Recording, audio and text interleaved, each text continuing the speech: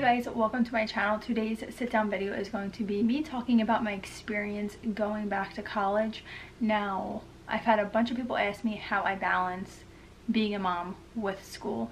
I will say staying home is definitely a huge help because I don't have to worry about working full-time, being a mom, being a wife, and going to school. For those who can do that, you are amazing. So I do not have to do that, so I definitely think it's a lot easier for me to balance going to school while being able to stay home. So that's definitely a huge help. So I graduated high school in 2007 and I went to a community college because I didn't know what I wanted to do, like, at all. Nothing that I could like say I for sure want to go to school for this.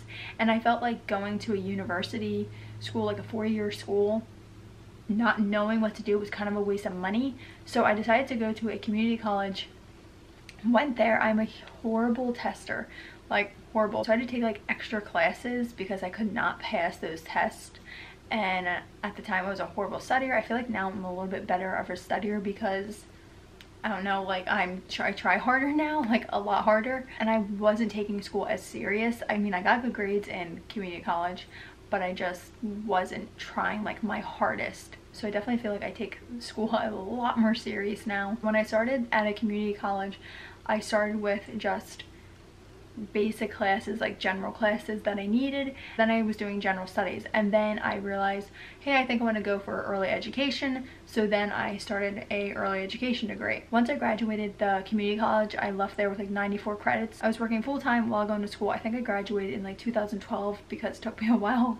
It took me a while because I was just going for general stuff, and then I decided what I wanted to do. So it did take me a while to graduate, and I don't think every semester I took like a full load of courses because I was working full-time. I don't think I could balance it. So I definitely had semesters where I was taking just a couple classes at a time. It took me a little bit longer to finish. So then after that I had a couple different jobs. I was a hostess. I worked at a daycare for a couple years, and I started working as an aide in a public school, and I loved that. And I did that for a few years until I had Maverick, and then I was able to stay home with him. And I knew while I was 8, I knew that I wanted to go back to school and finish my teaching degree, but I just like didn't know how I could balance it with working full-time, having Paxton, and going to school. Once I was able to stay home, it was really like, it really made sense that this is the perfect opportunity for me to finish my degree, because what other time am I going to be able to stay home with my kids and go to school? So it just made so much sense. Starting back in school gave me major anxiety. Like, I had such bad anxiety to go to like orientation and pick out my classes. Like, the hardest thing for me was actually like going there, like, and registering and doing all that stuff. Like, I was so nervous, and I struggle academically. I had my whole entire life with a really bad like testing anxiety, like thinking about doing tests in class and all that like really gives me anxiety. Thankfully, the classes I've taken so far, all the tests are online, which helps a lot because I don't have to worry about like when other people are finished, because that was my fear when I was younger. Like, oh my gosh, everyone's finished and I'm not done yet. Oh my gosh, I'm so dumb. Why aren't I finished already? Like, it was bad. But now I'm older, I know how to study a little bit better. I take it a lot more serious. My priorities are so different. Definitely the fear of going back to school was something I had to overcome, and Rob was a huge help in that. And once I went and did the first semester, I felt like, okay, I can do this. Like, I'm able to do it. I'm only taking 2 classes each semester. Going forward, I'm going to try to do 3 classes. Some people do a whole load, do 6 classes. I just am so worried about getting a good grade. I don't want to put more on myself than I can handle, which that makes me really nervous to do. So I'd rather take fewer classes. And I do not plan on going back to work until Maverick is in kindergarten. For other people nervous about going back to school, do not feel alone, because so many other people are nervous about being there. And I try to remind myself, like, so many other people have anxiety, so many other people don't like to do public speaking, or so many other people are nervous about being here or starting a new class, and are just as like unsure of things as you may be. And I definitely was nervous to think like, oh my gosh, I'm gonna be like so old in this class with all these young people. No one realizes that I'm older. So many people think I'm like 22 years old, and they were like shocked when I like said I was 29 and I had 2 kids. They were like, what? So that made me feel a little bit better. My one class, like, everyone is young. Like, I don't know anyone else that is probably my age. But then I've had classes where there's people that are definitely older than me.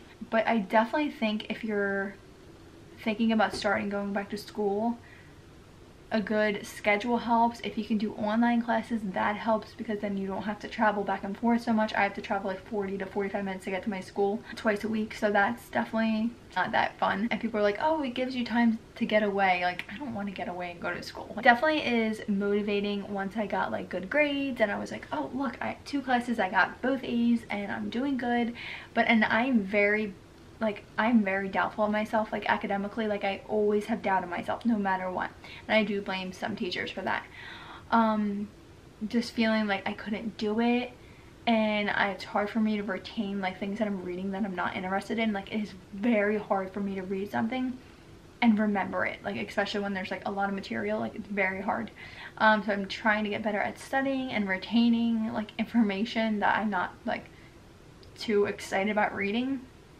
I think a lot of people struggle with that. But I definitely think classes online, maybe taking fewer classes to begin with, and once you start like building your confidence, adding more classes like I'm doing. Like, I was doing 2, and now next semester I will be trying to get 3 classes. Having a supportive husband or spouse definitely helps, or someone you can talk to. I know it's like, it's nerve-wracking going back to school, and don't feel like you're too old to go back to school, because there are people who went back to school when they were a lot older. My mom went back to school. She was like a manager of casino restaurants until she went back to school when she was like 40 something, and she's been a teacher ever since.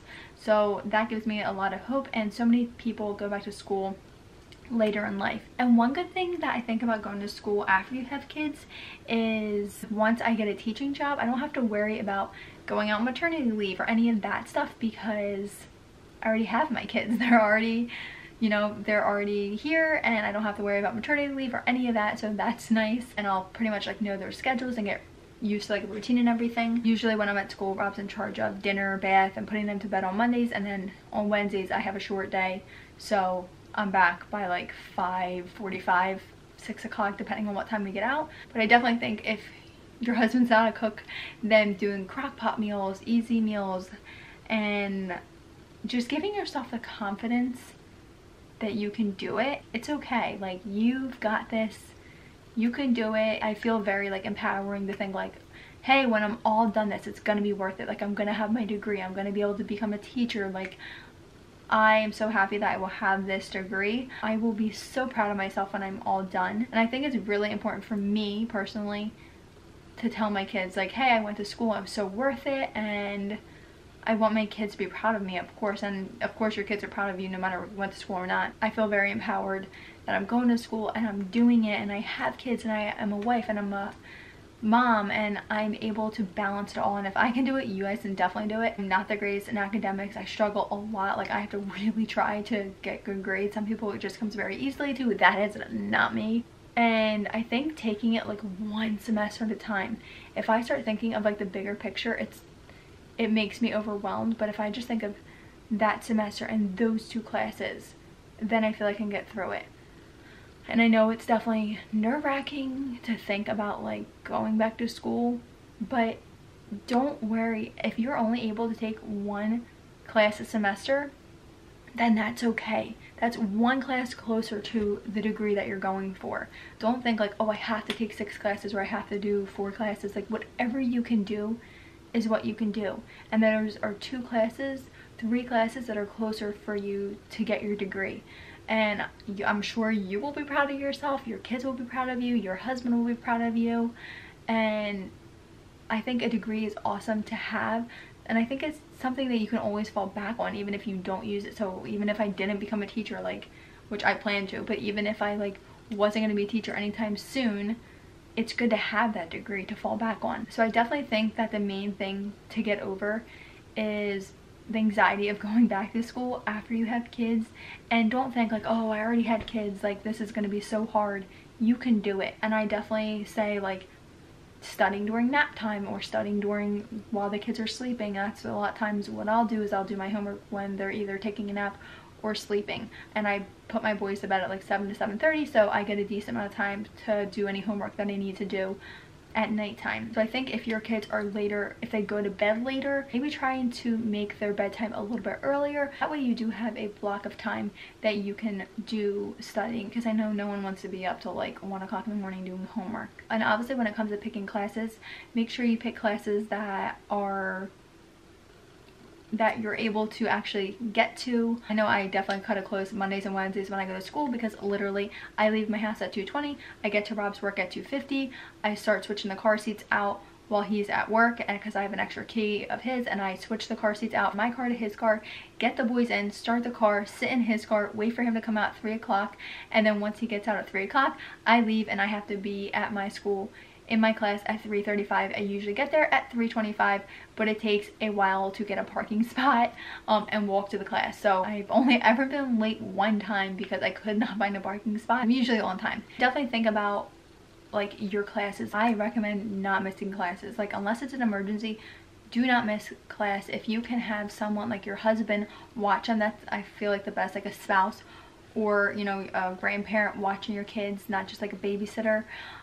If they were to get sick or something, because if they were with a babysitter and they got sick, like throwing up, you'd probably have to leave school to go get them. Whereas if your husband's watching them or a grandparent's watching them, they would most likely be able to handle it until you were done class. So definitely think about those things. The importance of being in class is very important. You do not want to miss class unless, like I said, it's an emergency. And I definitely recommend if you have an academic advisor, they can really help you and steer you in the right direction, and they are understandable. A lot of them that I know that they're older, they have kids of their own, so definitely forming a good bond with them, and hey, let them know, hey, I have 2 little ones, these times work best for me. They understand. And sometimes I feel like I'm gonna get judged because, oh my gosh, I have 2 kids, I'm trying to get pregnant here. But the thing is, this is your life. You get to live it how you want to live it. You get to decide what you want to do. And like for me, I don't worry about what other students are doing. I'm in there to get my stuff done, to do what I need to do, and I leave. Like I don't form like relationships. Yeah, I'm like friendly to people, but like sounds weird, but like I'm not there to make friends. I'm not there to like hang out, because a lot of the people live on campus, or they're like hanging out like outside of school. Like obviously I'm not doing that, so I just go there, get my stuff done that I need to do, and I go home to my family. I definitely also recommend looking into scholarships, grants. If there's any way that you can get some sort of grant or scholarship, is definitely recommended. Another thing that you think about is like debt. Like thinking about the debt that comes with school is not fun unless you cash flow it. I'm $15,000 in debt for community college, okay, because it took me a long time, and I went for 90 something credits, and I also ended up taking classes there that I didn't need, that the people told me I did, and that happened multiple times. So I have $15,000 in debt for school. I'm not afraid to tell you guys. And now my classes, I think it's like $4,500 for 2 classes. It's right around there depending like which class it is and stuff. But once our consumer debt is all finished, you guys know we're doing the Dave Ramsey budget, so once our consumer debt is all done, we will be cash flowing my school right now, because that is most expensive and my interest isn't that high on my school loans. And once we cash flow that, we're going to put any extra money we have into my other school loans, because we don't want to just ignore this school loan and that school loan and them just pile up. We do not want that. So this school is a lot more expensive than my community school, so if I can cash flow this school once our consumer debt is all done, that will be a huge help, and I will graduate knowing like I have no debt from going back to school, and that will feel amazing. And the last tip is just start. If you don't start, you're not going to finish. So I definitely recommend putting yourself out there, because you can do it. But I hope this video was helpful for you and gave you a little bit of motivation. Like I did not think I was going to be able to do it, like stress wise. I tell myself all the time, like I can do it, like just relax, like I can do it. If I put my mind to it, I can do it, and you guys can too. And if you guys need any prayers, if you're thinking about going back to school and you need any more advice or any prayers, please feel free to contact me on Instagram. I get my messages way better on there, or on my email. But anyways, I hope you guys enjoyed this video. Make sure you give it a thumbs up if you did. Subscribe to my channel if you haven't already, and I'll see you guys in Friday's video. Bye guys.